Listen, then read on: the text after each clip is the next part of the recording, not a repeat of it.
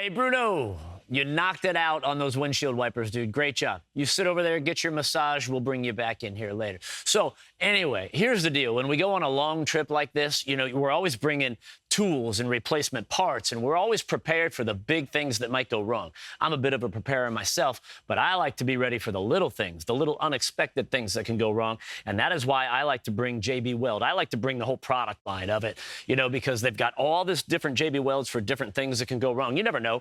Are you going to back into something? Is something going to crack? You just have to maybe bond some plastic to plastic.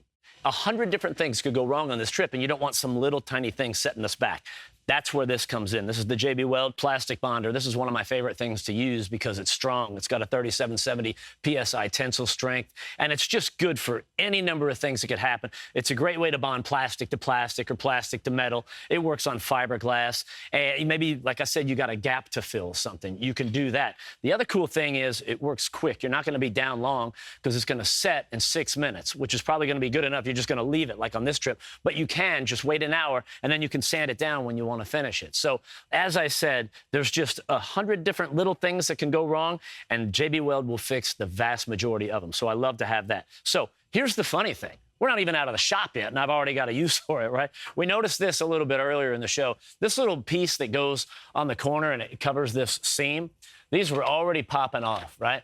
So what's going to happen is if I don't glue that on, if I don't secure that, well, let me get it going the right way. That's better right there. I mean, we're going to pull out of here, and that's just going to fly off on the side of the road. So we don't want that to happen. So all we got to do, put a little JB Weld on that and glue it down, and that'll be good and strong, and that way that'll make it out west and back.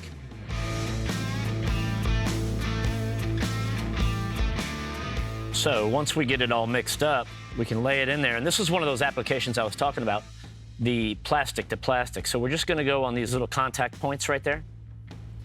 That's probably all we need. Leave this here. Make sure I've got this pointed the right way, which I think I do. And then we'll just line it up and eyeball it. Boom.